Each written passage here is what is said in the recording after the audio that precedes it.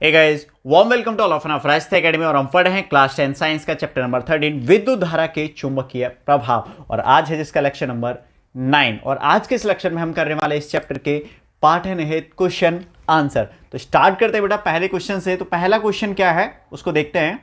पहला हमारा क्वेश्चन है, चुंबक के निकट लाने पर दिक्सूचक सुई विक्षेपित क्यों हो जाती है। तो बेटा मैंने आपको बताया है दिक्सूचक सुई क्या है, एक चुंबकीय छड़ है। और एक चुंबकीय छड़ को जब हम चुंबक के पास ले जाएंगे तो क्या होगा, विक्षेप तो आएगा ना उसमें। ठीक है बेटा, बाकी आप यहां से नोट कर सकते हो आंसर। नेक्स्ट क्वेश्चन क्या है, किसी छड़ चुंबक के चारों ओर चुंबकीय क्षेत्र रेखाएं खींचिए। तो बहुत सिंपल सा इसका क्वेश्चन है का आंसर है बेटा, ये मान के चलिए ये आपका N और ये S। तो कहां से निकलती है, N से S की तरफ इस तरह से रेखाएं जाती हैं। ठीक है ना, काफी सारी निकलती हैं। ठीक, तो इसके लिए आप चित्र को इस तरह से बना सकते हो। ठीक है, यहां पे मान के चलो ये N है और ये क्या है, S। तो N से ये रेखाएं निकल रही हैं। ठीक है, और कहां पे जाके समाप्त हो रही हैं, S पे। ठीक है, और समाप्त नहीं होंगी, सॉरी, ये S फिर S पे आ रही है और S से फिर N की तरफ जा रही है। यानी बाहर इन चुंबकीय क्षेत्र रेखाओं का जो पथ है वो N से S की तरफ है और अंदर की तरफ देखें तो S से N। तो ये पूरा एक वक्र बना रही है, यानी ये वक्राकार होती हैं।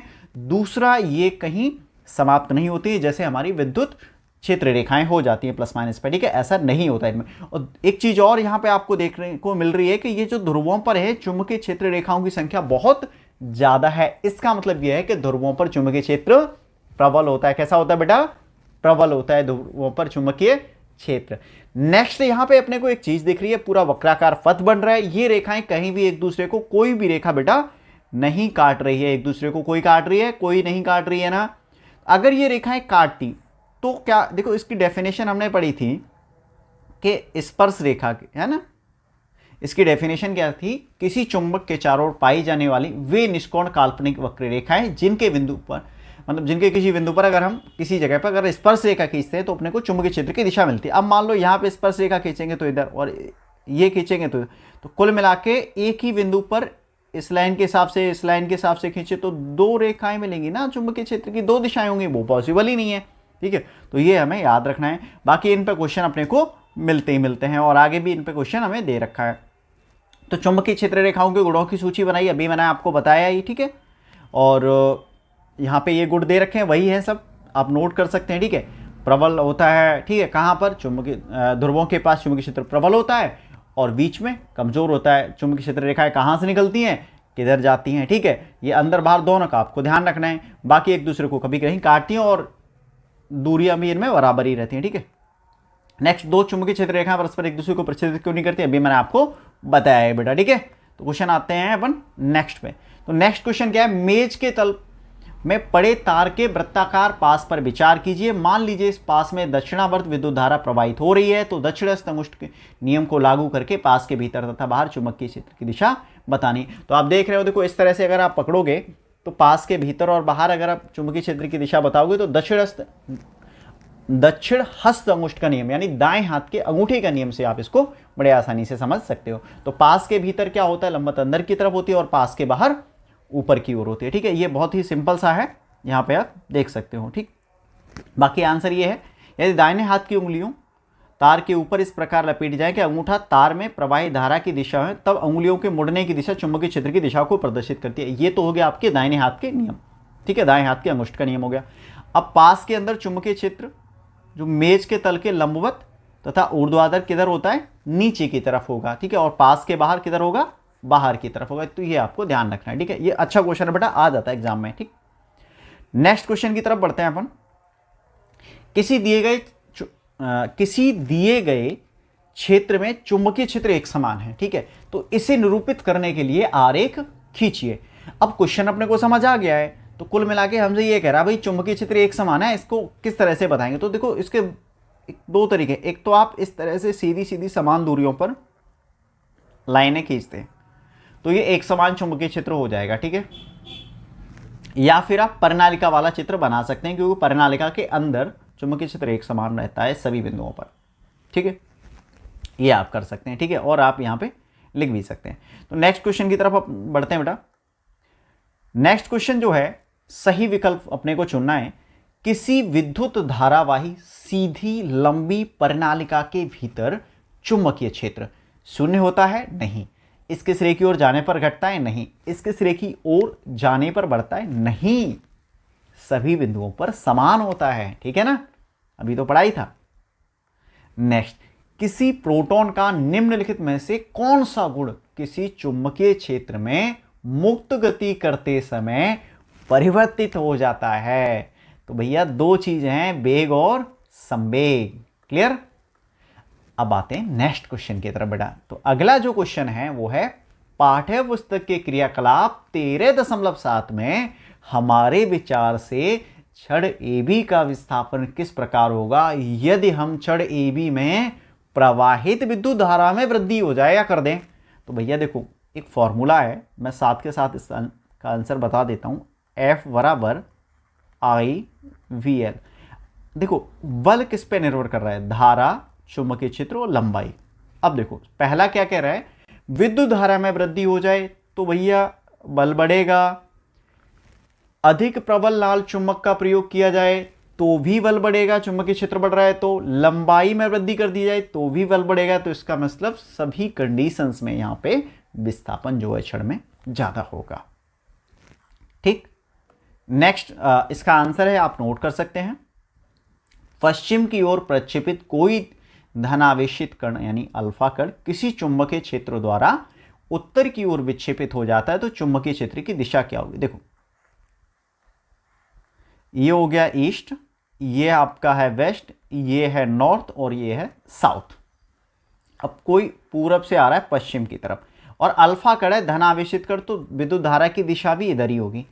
और इधर मुड़ रहा है तो बल की दिशा इधर होगी। देखो, धारा की दिशा इधर और ये इधर, तो जो चुंबकीय क्षेत्र की दिशा है वो ऊपर की तरफ होगी, ऊपरमुखी। इसमें आप बाएं हाथ के नियम से ये ज्ञात कर सकते हो आप इस तरह से। ठीक है, अब सिंपल सा है, देखो धारा की दिशा ऐसे करके ले लो। धारा की दिशा आपकी मान लो इधर है, बल इधर हो गया और ये चुंबकीय क्षेत्र ऊपर की तरफ। ठीक, नेक्स्ट क्वेश्चन की तरफ अपन बढ़ते हैं। इसका आंसर ये है, ये ऊपरमुखी। फ्लेमिंग के बाम हस्त का नियम तो बहुत सिंपल नियम है बेटा, ये सबको याद होना चाहिए। फ्लेमिंग के बाएं हाथ का नियम, इस नियम के अनुसार हम बाएं हाथ के अंगूठे दोनों उंगलियों को इस प्रकार फैलाएंगे, परस्पर तीनों क्या हों, एक दूसरे के लंबवत। तो भैया तर्जनी चुंबकीय क्षेत्र की दिशा बताती है, मध्यमा विद्युत धारा की दिशा बता रही है, तो अंगूठा किसकी दिशा बताएगा? बल की दिशा बताएगा। किसकी? बल की दिशा बताएगा। क्लियर? अब आते हैं नेक्स्ट। अच्छा, ये डेफिनेशन है, यहां से नोट कर सकते हो। नेक्स्ट क्वेश्चन की तरफ, विद्युत मोटर का सिद्धांत। तो बहुत सिंपल सा सिद्धांत है बेटा, इसको हमने जब विद्युत मोटर किया था मैंने आपको बहुत अच्छे से एक्सप्लेन भी किया है। वहां पे विद्युत मोटर आपको कहा है कि भैया 7 नंबर का क्वेश्चन आता है यूपी बोर्ड में। ठीक है, विद्युत मोटर, विद्युत जनित्र, और विद्युत जनित्र में AC और DC दोनों आपको करने अलग अलग आ जाते हैं, दोनों में कोई ज्यादा चेंज नहीं है, सर्फी वाला और विविक्त वलय का परिवर्तन है बस। तो विद्युत मोटर में क्या होता है, हम किसी कुंडली को किसमें रखते हैं? चुंबकीय क्षेत्र में रखते हैं और उसमें धारा प्रवाहित करते हैं तो वो कुंडली घूमने लगती है एक वॉल्यूम के कारण। ठीक है, अब आते हैं नेक्स्ट क्वेश्चन की तरफ। नेक्स्ट है विद्युत मोटर में विविक्त वलय का कार्य। भाई विविक्त वलय क्या करते हैं? दिक् परिवर्तक का कार्य करते हैं, दिशा परिवर्तन का कार्य करते हैं, क्योंकि प्रत्येक आधे चक्र में विविक्त वलय का जो संपर्क है वो अलग अलग वृत्तों से हो जाता है, जिससे विद्युत जो मोटर में जो कुंडली होती है, आर्मेचर कुंडली, उसमें धारा की दिशा एक ही बनी रहती है, जिसके कारण वो एक ही दिशा में घूमती रहती है। क्लियर? अब आते हैं नेक्स्ट क्वेश्चन की तरफ। नेक्स्ट क्वेश्चन है, किसी कुंडली में विद्युत धारा प्रेरित करने के लिए विभिन्न ढंग स्पष्ट कीजिए। तो बड़ा इसके लिए विद्युत चुंबकीय प्रेरण मैंने बहुत अच्छे से आपको समझाया है, वही सब उसके पॉइंट है, यहाँ पे एक एक लाइन में लिखे हुए हैं, वहां मैंने आपको डिटेल में समझाया था। तो छड़ चुंबक को जब कुंडली के निकट ले जाएं या फिर दूर ले जाएं तो फिर विधारा प्रवाहित होगी। अब यहाँ पे अपन एक काम कर सकते हैं, कुंडली को ले जाएं, छड़ चुंबक को स्थिर रखें तब भी, या फिर कुंडली में धारा परिवर्तन करें, ठीक है, तब भी, या कुंडली में जिसमें धारा प्रवाहित हो रही है उसको पास या दूर ले जाएं तब भी। ठीक है, तो ये चीजें आपको ध्यान रखनी है। नेक्स्ट क्वेश्चन देखते हैं, विद्युत जनित्र का सिद्धांत। तो विद्युत जनित्र में क्या है, अपने को एक शक्तिशाली चुंबकीय क्षेत्र में एक कुंडली को घुमाना होता है। जब ऐसा करते हैं तो कुंडली के चुंबकीय फ्लक्स में परिवर्तन होता है, और जब कुंडली के चुंबकीय फ्लक्स में परिवर्तन होता है बेटा, तो आपको पता ही है क्या होता है, फिर वैद्युत भाग बल उत्पन्न होता है। वैद्युत भाग बल के कारण प्रेरित धारा उस कुंडली में बहने लगती है, और यही क्या है, विद्युत जनित्र का सिद्धांत है। नेक्स्ट आ जाओ, दिष्ट धारा के कुछ स्रोतों के नाम। तो दिष्ट धारा के शुष्क सेल, स्टोरेज सेल है बेटा, ठीक है। दूसरा बैटरी या डीसी जनित्र, ये हैं आपके दिष्ट धारा के स्रोत। नेक्स्ट की तरफ बढ़ते हैं अपन क्वेश्चन। नेक्स्ट है प्रत्यावर्ती विद्युत धारा उत्पन्न करने वाले स्रोतों के नाम। तो बेटा एक तो आपका प्रत्यावर्ती धारा जनित्र है, दूसरा आप कह सकते हो जल विद्युत धारा। ठीक, नेक्स्ट क्वेश्चन की तरफ बढ़ते हैं। सही विकल्प का चयन करना है।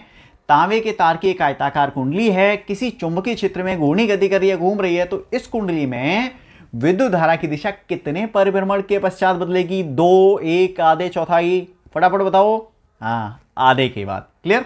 अगला क्वेश्चन, विद्युत परिपथों तथा संधारित्रों में सामान्यतः उपयोग होने वाले 2 सुरक्षा उपायों के नाम लिखिए। कौन कौन से हैं? देखो, एक तो फ्यूज हो गया और एक भूसंपर्क तार। ये दोनों बहुत अच्छे हैं। ठीक है, इन दोनों का यूज किया जाता है। नेक्स्ट है 2 किलोवाट शक्ति अनुमतांक का एक विद्युत तंदूर है, किसी घरेलू परिपथ में 220 वोल्ट में प्रचालित किया जाता है, जिसका विद्युत धारा अनुमतांक 5 एम्पियर है। आप किस परिमाण की अपेक्षा परिणाम की अपेक्षा करते हैं? ठीक है, स्पष्ट कीजिए। तो सबसे पहले अपने को देखना पड़ेगा भाई ये विद्युत जो तंदूर है इसको कितनी धारा चाहिए, क्योंकि तार 5 एम्पियर का ही है, ज़्यादा एम्पियर का नहीं है। देख लेते हैं। ठीक है, 2 किलोवाट है ना, धारा ज़्यादा लेगा। देखते हैं। देखो P बराबर होता है बेटा VI, और यहाँ पे जो P की वैल्यू दे रखी है आपको वो 2000 वाट है, क्योंकि 2 किलोवाट है ना, और V बराबर आपको दिया है 220 वोल्ट। ओके, तो I अपने को अगर निकालना है तो I हो जाएगा P/V। तो P हो गया 2000/220। इससे ये काटोगे 200/22, और ये आपका हो गया 100, और ये हो गया 11। 11 का 100 में दोगे तो 9 पॉइंट कुछ जाएगा। ठीक है, अब इसका मतलब ये है कि विद्युत तंदूर को धारा चाहिए 9 एम्पियर, और यहां पे मिल कितनी रही है? 5 एम्पियर। तो भाई तार पिघल जाएगा ना, तो ये परिपथ सुचारू रूप से चल ही नहीं पाएगा। ठीक है, नेक्स्ट क्वेश्चन देखते हैं।